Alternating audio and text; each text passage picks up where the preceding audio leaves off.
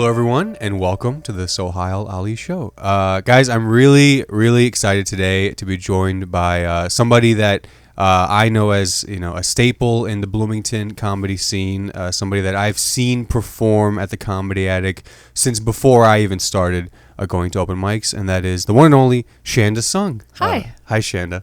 Thank you so much for being with me today in this weird office. It's great. Yeah, thanks for having me. That's very kind of you to say all of that stuff and also make me feel like I've been doing this for 1,000 years. It's been 1,000 years. It's been 1,000 years. You were the first comedian in Bloomington. The whole time I climbed out of a cave and the years have flown by. You look great. Yeah. I mean, that's thanks. Really speaks to the skincare. Yeah. But no, it's true though. It is true because Yeah. I remember like 2018. I remember going. I think seeing like my first show at the Attic. I think Melissa Villasenor. Oh yeah. I think you hosted for her or maybe featured. Yeah. Yeah. I went with my mom because I was like, there's so few shows that like I could also take my mom to. Right. And, yeah, Melissa's one. Yeah, yes, for sure. Big SNL fans. I remember she always remembered you from that point. Awesome. Because she was always like Shanda, and she was like, her last name is Sung. She's like, but she's white. And her husband. Yeah. Yeah, like the switcheroo on people. Exactly. Yeah. So, there's more of the story, but yeah, it's true, and I'm very excited to talk with you today about your journey in comedy and what you have going on and what you have coming up, which is, I want to get this in early here, your debut stand-up comedy special, Pickles, which is going to be available this Thursday, September 12th at 7 p.m. That's 7 p.m. Eastern time on the 4x3 YouTube channel. Yes. And I'm going to link that in the description. Everybody can go check that out. Subscribe to the channel. You can hit that notify button. But again, that's this Thursday, September 12th, 4x3 comedy. How do you feel? I'm ready. I'm ready for to just put it out there. Some of my friends have been messaging me and saying, we're so excited to see it. Family members from far away who haven't seen me live are excited. And I've seen it like 12 times, so I'm pretty sick of it, to be honest. So like, you guys watch it. I'm gonna just let me know. I'm gonna hang back, but I think it came across. It's hard with a special. I know what it felt like in that room. Yeah, you know, and it felt great. It was amazing. It always feels great. I recorded it at the Comedy Attic, and like it. Even a bad show feels good in there. Yeah, you know? Because it's the best. It's home. Yeah. It's home to me, and so. It felt amazing the night that we taped it, and I just hope that energy translates. Mm-hmm. That's what's really kind of on my mind about it. Like, I worked on those jokes. Every word is specific, and so I was very ready. And I just hope that the energy we made in the room translates. You know? Right. For sure, like the audio version, just hearing it, I'm sure, just like being there. And you did one show, right? We taped two. Oh, you did two? Okay. Yeah. Same night? Same night. Nice. Tape two. I think that the final cut is almost entirely show one. Really? Because it just was great. And nice. Then there are a few things that we plugged in from show two, but the majority of it is show one. There is a specific laugh from an audience member that you will notice and can hear through the entire thing. And they were in the first show? And that person was having a great time. Let's go. That's I love great. That. I went to Fahim Anwar's taping at Zany's Nashville back last October. And I know he pulled a lot from the show I went to because I can hear my laugh.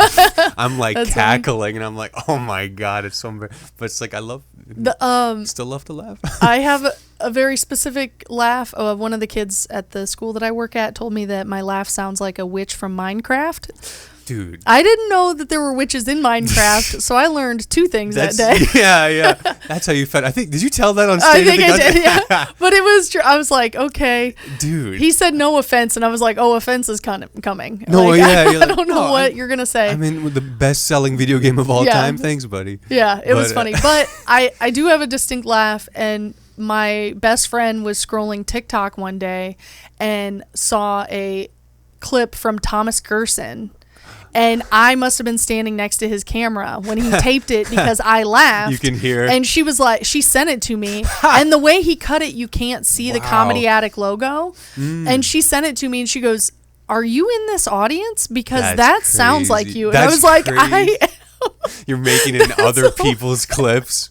Yeah. That is great. I did notice like Matt Alano Martin. Yeah. Yeah, I could hear him like giggling during some of like my quarterfinal set. Yeah. And I'm like, that's so great. Man. That's so funny when you can like pick that out when you from hear somebody else. Yeah. And sometimes like I'm sure you feel this too, like you kind of laugh at like almost like not when the whole crowd is laughing, like comedians in the back of the room, right? You're almost like on a different thing because you're like, you kind of register it. You register how it did with the audience. Yeah. And then it's like, then the comedians, you kind of hear them laughing. That's so cool. Yeah, yeah. You get the comedian laugh like 5 seconds later because we're still assessing the room before. Either way, yeah. You're like, oh, that didn't go. You're like, oh, that's nice. But that's awesome. But yeah, very excited. You did with 4x3 Comedy. This is 4x3 based out of Cincinnati. Yes. They do all sorts of comedy specials. Everybody's on there. I think Dwight did one. Dwight Simmons' comedy special was on there as well. So you guys can subscribe to the channel, be ready. And then follow Shanda on Instagram. It's at shanda.sung on Instagram. And it's great. You can keep up with all her shows and check out the clips that are going to be coming out. Yeah. But it's very exciting. From the one clip we saw that was posted last week, it looks really, really nice. Like the quality of it all, like multiple angles. Yeah. How many cameras are in this? I think it was a three set, and then they had a handheld.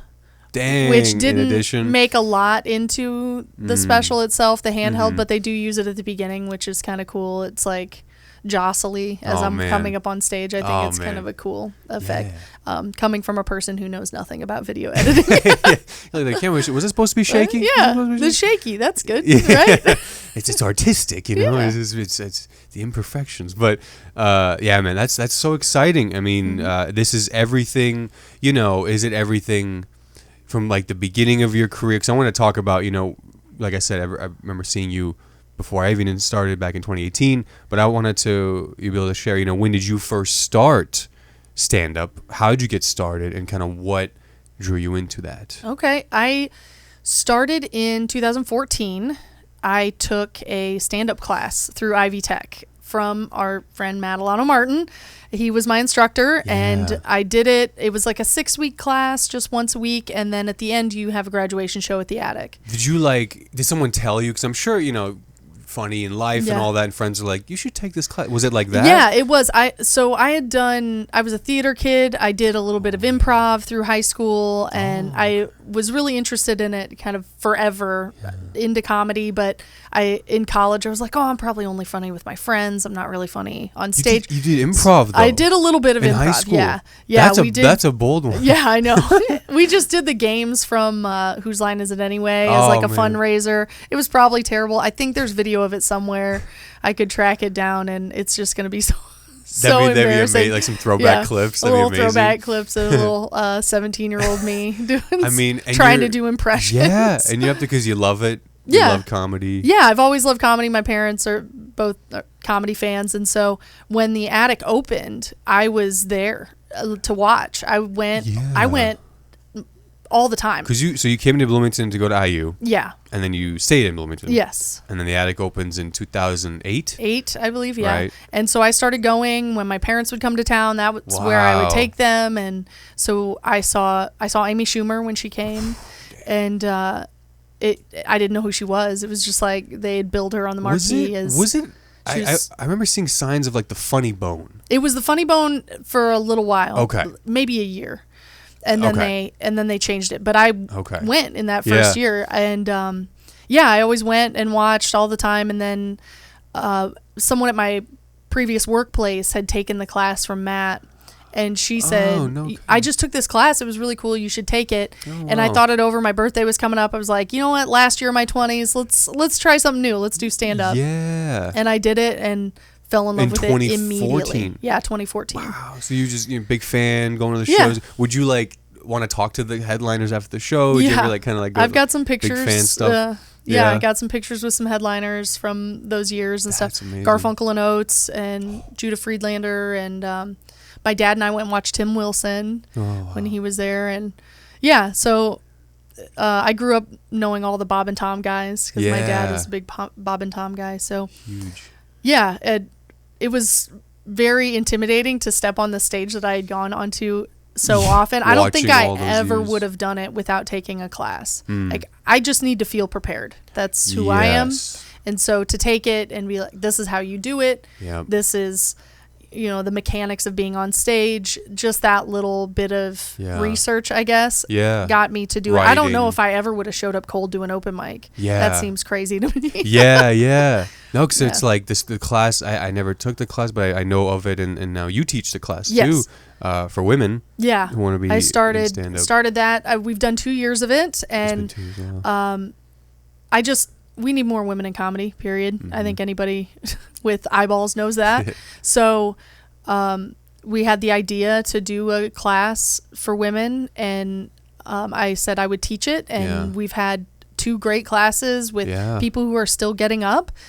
We have the contest, the summer contest at the Attic, and we had 3 of my former students make the semifinals this year, and 1 make the finals. Kajal, and Amy and Karen. Karen took the class too? Karen took the class. So, it was great. That's right.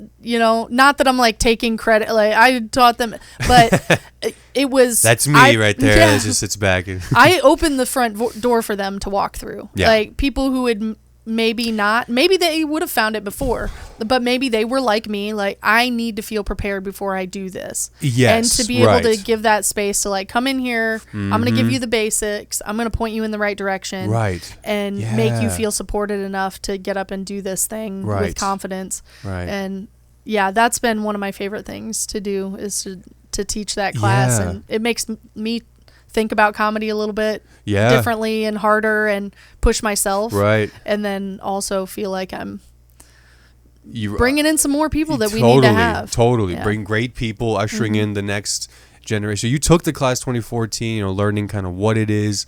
It's a great way to get into it. I know a lot of people who took either Matt's class or at Helium in Indy, Alex Price, and they teach a class too. Just getting it. And there's great comedians now today, clearly.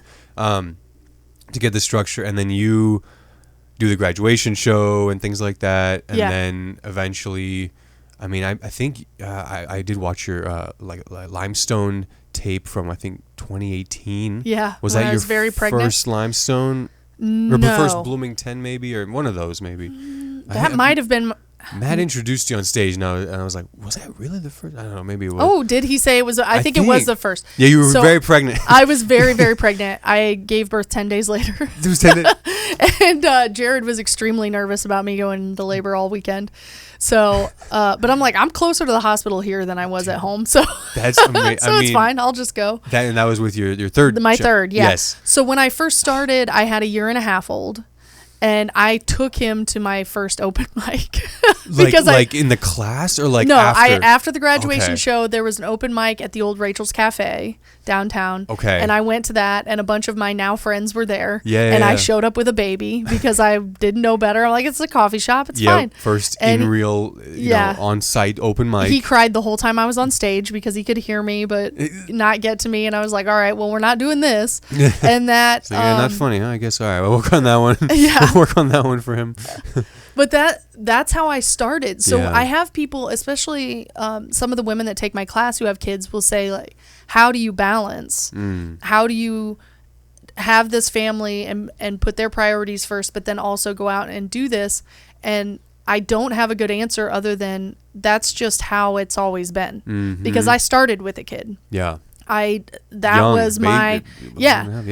so that's the way I had to do it, so that's the way I did it, and that's the way I have to continue to do it, and so that's the way I do it, and I don't know any different. That's in a way that's not right. You didn't get into it. Your life changes, family things and that. If anything, the family it's tripled. Yeah, exactly.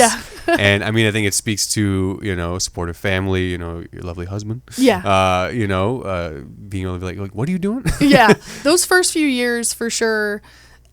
He's always been extremely supportive of everything. I played roller derby for several years before I started comedy, and that was a lot of, I'm going to leave town to go for 3 days and play roller derby in New Orleans or St. Louis or New York or wherever we were that weekend. And that was just always kind of our, it's got travel. You want to do what you want to do. I want to do what I want to do. Yeah. We're going to support each other in that way. And then I played for another year after my oldest was born. And then I retired. And so when I picked up comedy, he was just like, all right, this is the new thing now. Yet another dangerous thing. This is the thing that we're going to do. Not physically, but well, sometimes physically. Sometimes, Some open mics, but. So he, especially in the beginning, him being able to just, he gets home from work and I'm like, I'm going to drive 2 hours to do 5 minutes of material for no money. And then I'm going to come home. I'm going to go. I'll call you on the I'll way call back. you. I'll let you know how it goes. And he didn't bat an eye at that. And if without that, especially the early years, without that support in the early years, for sure, I wouldn't have still been doing this for sure. And with he gives that support and he's lucky enough to make it into your act and there's so many jokes. I was dying. I was honestly, because I never heard a lot of those from 2018 or you were comparing having a cop husband to owning a pit bull. Yeah, that's in the special. Really? Yeah, that one. Oh man. Okay. That one I kind of stopped doing it for a while. I had just done it for a long time but then I was like planning the special and I'm like, that's just a joke that I'm proud of. And I want it in the special. So I brought it back out for that. That's awesome. Oh, thank God. That's great. But yeah, exactly. I mean, and hopefully he's, do you give him a heads up where you're like, hon, I'm thinking about this. Does he vet your jokes before? Or I tell him. Yeah, I run them by. I run almost every joke by him just because it's in my brain. I need to get it out and be like, what do you think of this? That's awesome. And, so he has heard early versions of most things, but if it's regarding him, I run it by him at pretty much every step. That's and awesome. He's like, cool. He's that's giving why. tags. He's like, he has. Yeah, he's given tags, and he has said before like, that one's not my favorite one. And I'm like, do you want me to stop doing it? He's like, no. You're like, well, it kills. So it's staying in. Sorry about you. You are incorrect. They're not wrong.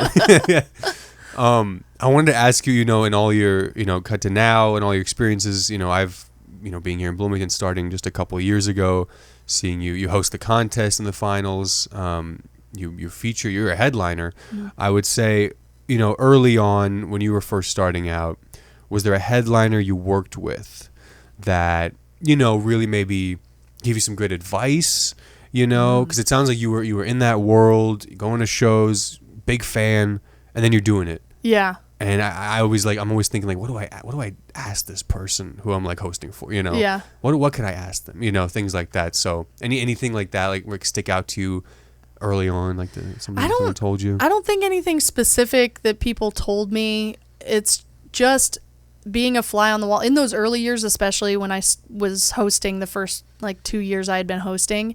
I was never in the green room. I watched all 4 or 5 shows start to finish, every set by the headliner, because I was so interested in how it changed from show to show and how they pivoted or changed energy or wrote something different or what we talked about in the green room, how did that make that in, or what, some of them will be kind of, I think you've noticed this, some of them were with the notebook and they're like, okay, I'm working on the order of this. And then you can watch them work on the order of it from early show to late show. Yeah, and you just, flip it up, seeing how that process works, that was the most kind of formative thing to me.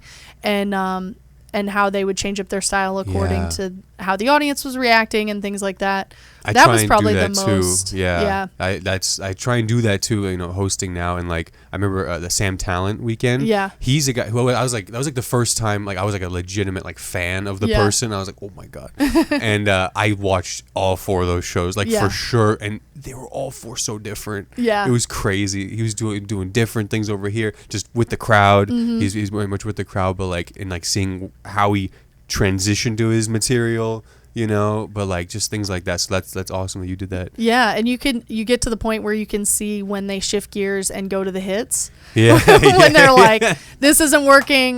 We gotta get them back and then try something else. That kind of maneuvering was always super interesting to me, and just seeing, just really. Especially in the first several years, I was just a fly on the wall and absorbing. I don't think I talked much in the green room. I was intimidated.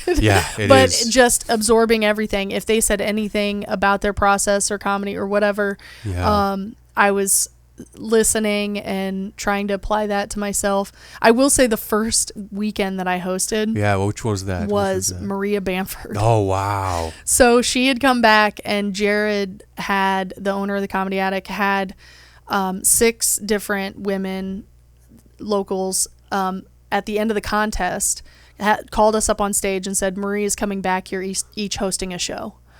And then we got off the stage, and I was like, whoa. And so that was my my first weekend. I think I did it the Saturday early for her. Oh, that's interesting. And wow. I didn't know what to do. I was like, do I show up at the same time I normally do? I was just, and I was probably so awkward in there. And Jackie Cation was the feature. Oh, wow. So I'm just in there with these 2 powerhouses, and they were so kind and so open. And I knew that they had a different host the whole weekend, and that they were the same way with all of us. Right. They were kind and open and relaxed and complimentary when I got off stage, and it was just like, okay, so that's the kind of headliner you want to be. That's the kind of another woman in comedy, supporting. Just to set the people around you at ease. The best. It serves your own peace. Yeah. But then also it serves the show. Yes. If people are on edge in the green room and it's awkward, it's going to be awkward to start the show. But if it feels like a supportive environment before that, and everybody's relaxed, then that helps the show also. Yeah. And also, then everybody goes on podcasts and talks about how amazing of a person you are. So yes, you did. You get Comic of the Week. Yeah, right. On Jackie and Lori Kilmartin's podcast, and then I know you've been on Dork Forest. Yes, I was on Dork Forest. I did an episode about roller derby. Yeah. And I was Comic of the Week for Jackie and Lori. That's right. Too. So yeah, they've been awesome. Jackie's awesome. Super I've cool. hosted for Maria another time, and she was amazing. So yeah, it's amazing. It's great to I'm always trying to be aware of it, but it really, for anybody in Bloomington who they know, but it's like you take it. I almost sometimes take it for granted. I try not to take it for granted how lucky we are to have this scene, this club. Yeah. The veterans, people who are good people. Yeah. Good comics and just good human beings. Yeah. Because earlier, you think you hear horror stories, like everyone's on drugs and they're murdering people. Like, it's just like, oh, okay, I guess I gotta. You can't say anything to one person without it getting around to everybody and people punishing you for it. And just backstabbing, just weird stuff. And I'm like, I guess that's comedy. And then I'm like, wait, hold on.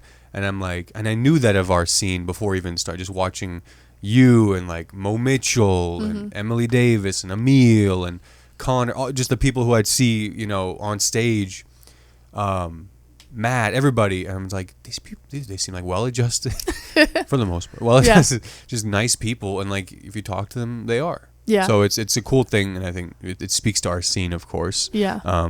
But yeah, in starting out, you just, you wanted to do it, you're doing it. And then all of a sudden, you're someone doing it. Did you have like goals in the beginning? Like, did you okay, I want to put out a special in the first few years, or I want to be able to travel and do, did you have like kind of things in mind? I was just going moment to moment, joke to joke. I had done the contest. I did the contest right away. And so I did the contest every year, and I wanted to get one level farther each year. And I did that. And then I got to the finals and lost to Jonas. And then the next year, I think I went out in the quarterfinals and had like a crisis of, what am I doing this? Am I terrible now? But that weekend, I went out on Wednesday. I was eliminated. And that weekend, I was hosting for Melissa Villasenor. That may have been the first weekend you saw me. Whoa. And so I remember. Like August or. I don't even remember. It was summer. It may have been. So I remember sitting in the green room in that moment, like being all in my feelings about going out early in the contest. And then I was like, what are you doing?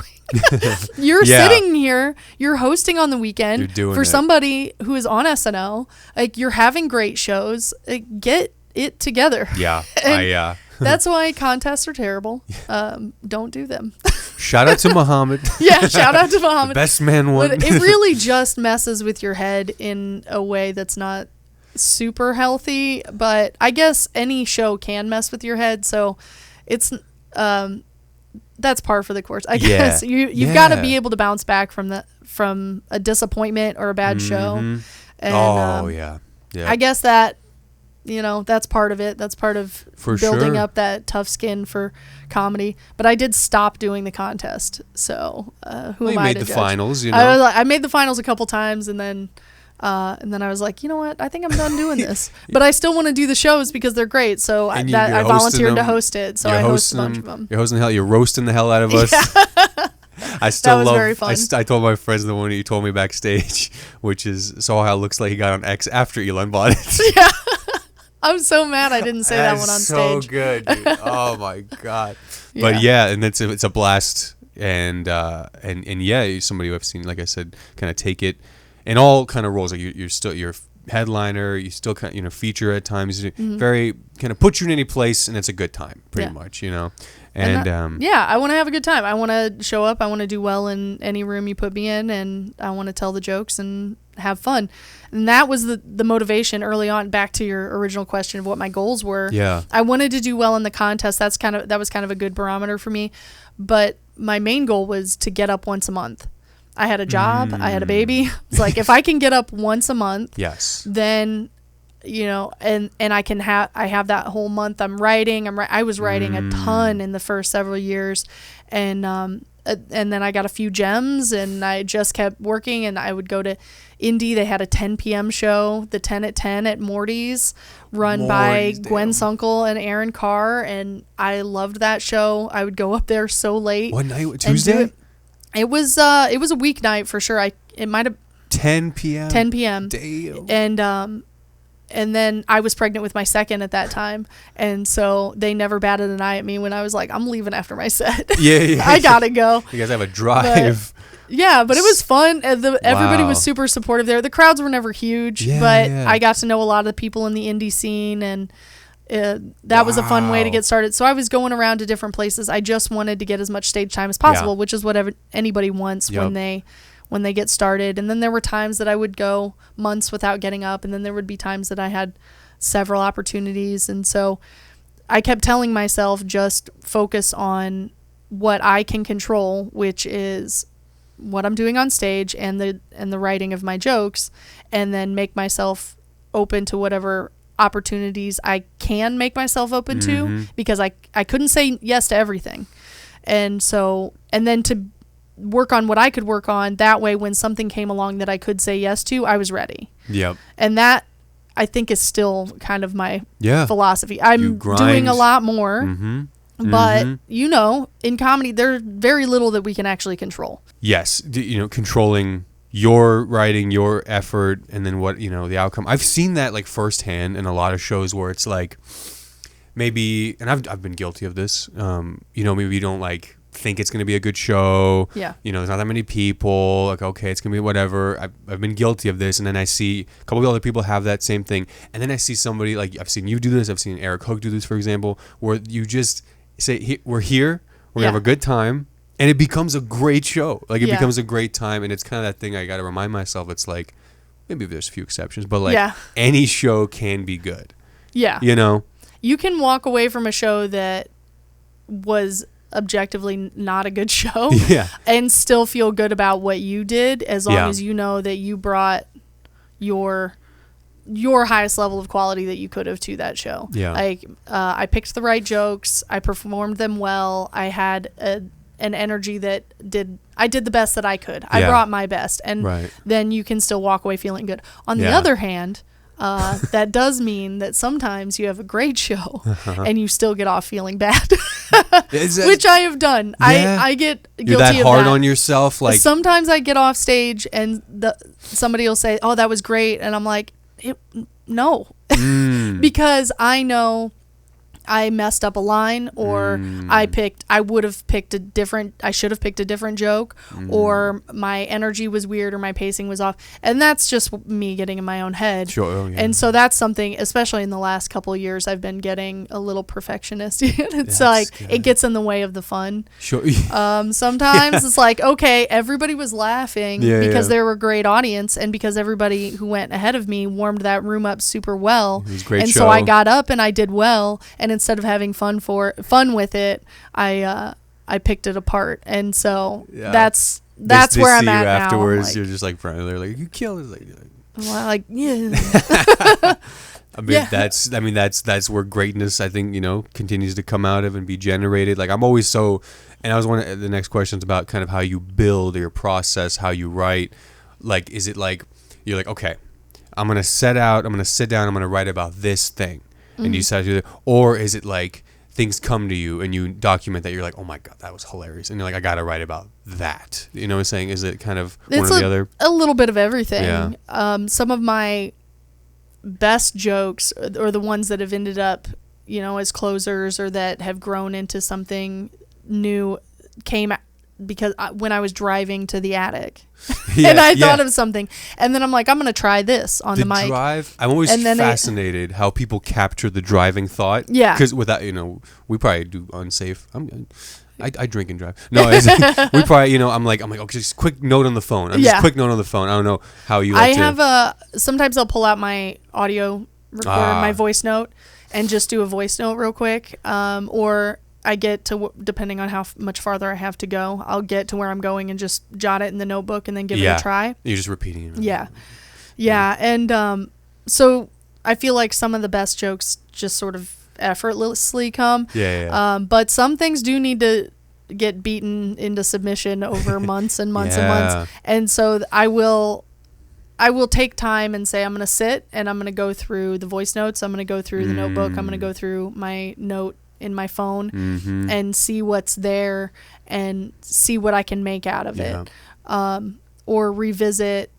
Sometimes as I'm writing a joke, I'll read through my whole notebook and see because there's a line that didn't fit anywhere, or this joke that I've given up on, can I scrap it and take what was good from it and put it in this new thing? Yeah. So there are some lines that are like 8 years old that are in a new joke because that line was the best part of the joke around it, and I sifted that out and brought it forward. So it's an evolving process. It's different. It depends on how busy I am. It depends on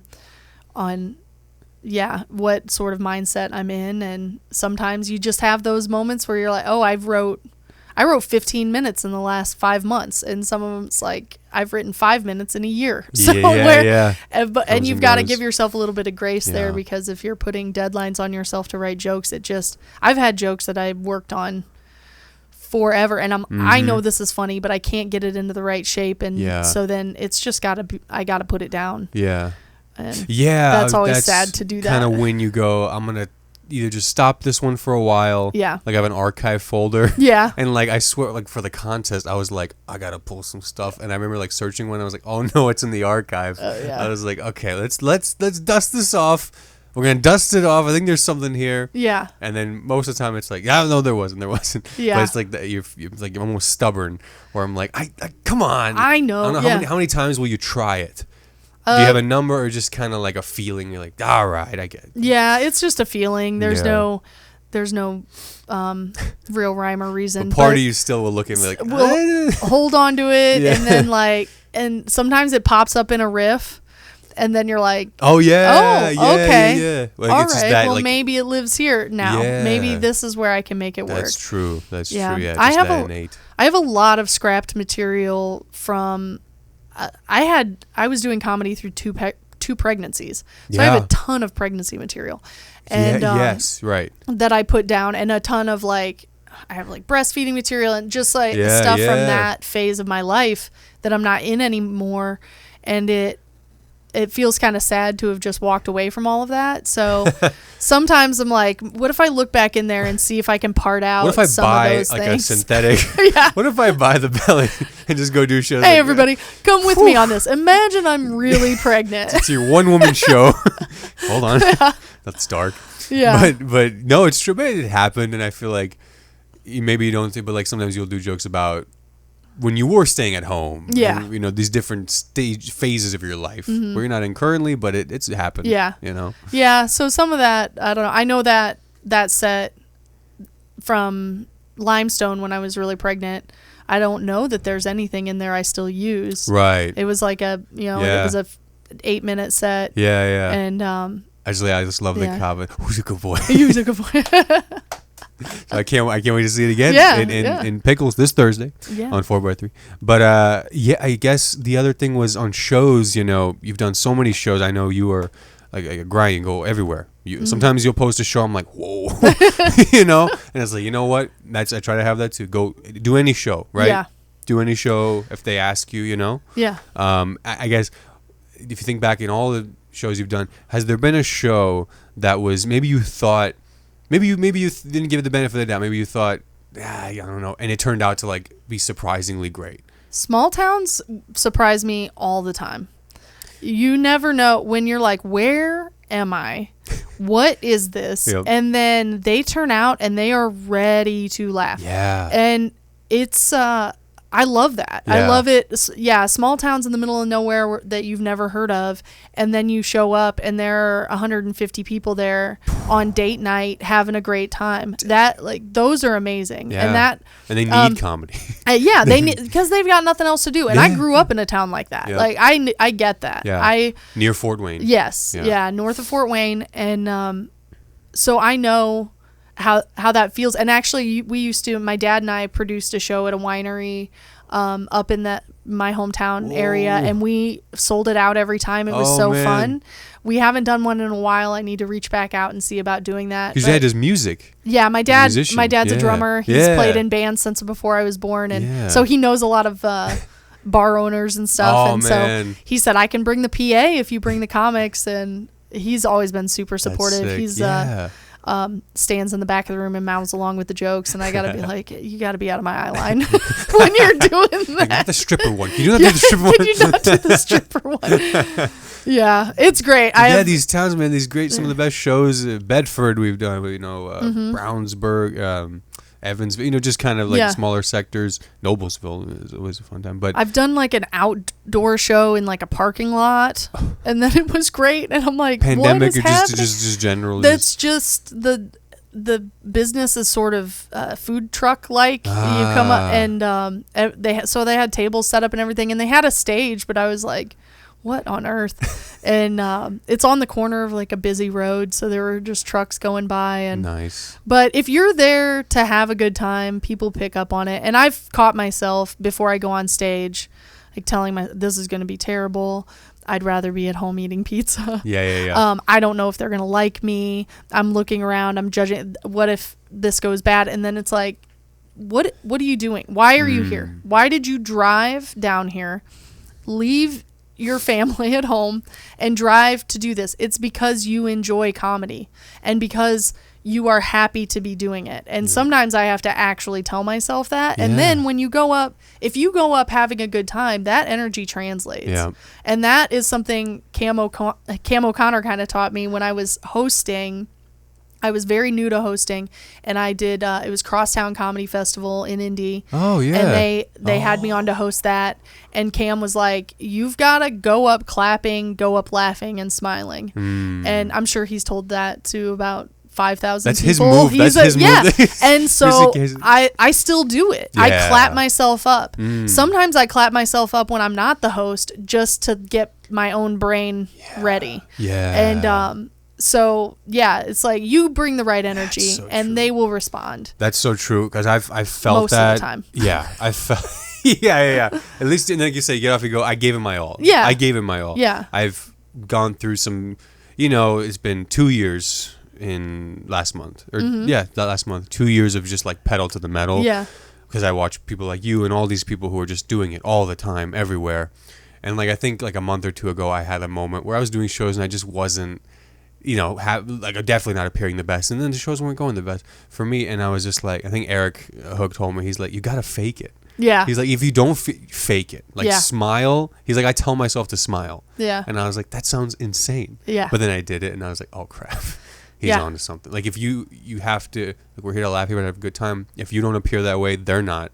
So it's something I always try to remind myself. All the time. Fake it till you make it. Just get up there and. If you fool them into believing that you are here to have the time of your life, they will send that back to you, and then you will. Yeah, I had to like you just smile. Like, you might look like a maniac. Just literally smile, and you'll have more fun. Yeah. You just do the trick, the Nate Bargatze bit. where he's like, they tell you to smile, and he's like, that's how dumb the dumb part is. Yeah. You don't hear the planning. Yeah. So, I want to consciously over time, wrapping up here again, folks. Pickles this Thursday, 4x3 comedy, link in the description. I want to ask you a couple more questions. One is, if you were to tell yourself something, starting out, I know you talk about all the things you continue to remind yourself and do, but you yourself, maybe things you tell your students, like your favorite bits that you like to tell, of advice that you like to tell the students when they're like green, brand new. I mean, I consider myself still new in this. What do you like to tell them? I tell them that it's fun. I'm sure I've said this to everybody, but people talk about being nervous, but it's a sports psychology thing. If you're not nervous, you're excited. You're excited to do this thing that you want to do. And it feels a lot like nerves, but it's not nervous, it's excited. Yeah. And if you tell yourself that can get you over the hump and onto stage. And so that's something that I tell all of my classes, and I've told probably every Bloomington comic that's ever looked nervous before a show. And I still tell myself that sometimes. And it was something my roller derby coach taught me. So it did come from sports. Yeah, it came from sports, yeah. So there's that. And it's just, have fun, trust your gut. If you know something is funny, like, you'll find it eventually. And trust your gut and have a good time and surround yourself with good people and good comics. And that's huge. That's huge. Because you mentioned some great, like, Indianapolis community, Cam, Gwen, all the good people who are doing it, encouraging it, producing it, which is a whole... There are a lot of sour grapes in comedy, but there are so many people who are doing it because it's joyful. Yeah. And so find those people. Find those people who are here for the good time and support them, and they'll support you. And it's a cool thing we get to do. It is pretty cool. And I, as someone who gets to interview people who I look up to and doing it longer, and have great advice, I like to ask, as someone who inspires myself and so many others, who or what inspires you today, or like continues to inspire you, where you're like, oh man, what gets you going in that direction of, like, really maybe makes you feel driven to keep it going, or go right, or something. Who or what inspires you? That's hard, because there are a lot. Can I be cheesy and say it's my family? Can I say it's my kids? There we go. It's a cheesy question. It's a cheesy question. I know. I say it with. I own it. I own the question, but it's because I like it. But my kids are hilarious, and they like that I do comedy. They think it's cool. They ask me questions about it, and that is fun to me. That we're kind of all in it together. They. And my husband is, he's a spouse of a comedian. They're characters in your act. I mean, they are. They come up in my jokes. They inspire a lot of what I think is funny. They ask me, and as they're getting older, they're asking more insightful questions about the special and about how I'm promoting it. And it's just, it feels like a unit that we're doing this together. Like, it's a singular thing that I'm doing. I'm the one on stage. I'm the one writing the jokes, but we're doing all of comedy. We are doing together as a family. And that's really great to have. And then, because when I have a bad show, when I get off and I'm beating myself up, I get to just go home and turn that off and have people who don't care that I had a bad set at home, and I can put it down and put it away, or I can talk it out and be like, well, I was picking this apart, and my husband can be like, well, it seems like it went well, and I'm like, well, it did, but, and he was like, no, but it seemed like it was good, right? And I'm like, it was good. And then it's like, what are you complaining about? It's nice to have that non-comic brain to be able to, because you talk to other comics about it and they'll spiral with you, but he's a normal person with normal person problems, and he's like, what are you complaining about? Had a great time? Had a fun time? So to family, to have that unit to do this with me is awesome. That's huge. So if you ever liked Shanda, shout out to the Sung family, guys, who, I don't know, your kids sound pretty funny. They are pretty funny. If any of them want to do comedy, would you let them? Yeah, I would. I would. That's how you know that's a healthy balance right there, where it's like, yeah, we can. Because you found a healthy balance. Yeah. Healthy. You know, whatever. We all consider it's a balance. I'm here. Yeah. I'm going to leave here and go to a youth football game. I was at a youth football game earlier today. Let's go. And they were. Let's go Mustangs. Yeah. And can I tell you the funniest and nicest thing my kid has ever said to me? My 11-year-old is football obsessed. And I asked him, because other people have asked me, do your kids think it's cool that you do comedy? And my dad was in bands. I was growing up. I didn't think of it as a cool thing. I just thought of it as a thing that a dad does. Yeah. And so I figured that they sort of thought about it the same way. And he said, my 11-year-old said, I mean, I guess it's cool. It's cool that you're famous. And I said, but I'm not, though.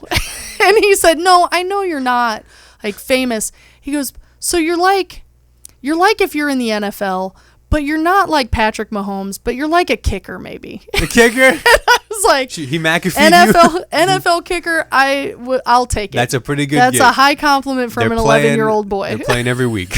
They're out there, special teams. Yeah.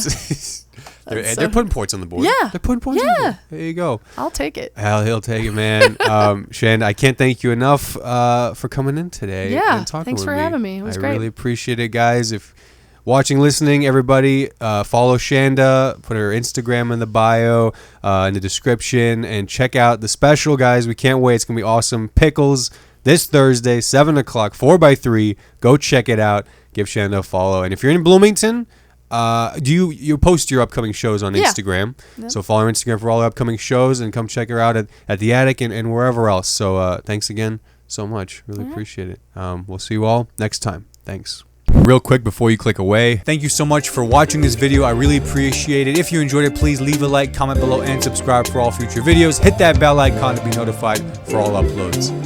Have a good one.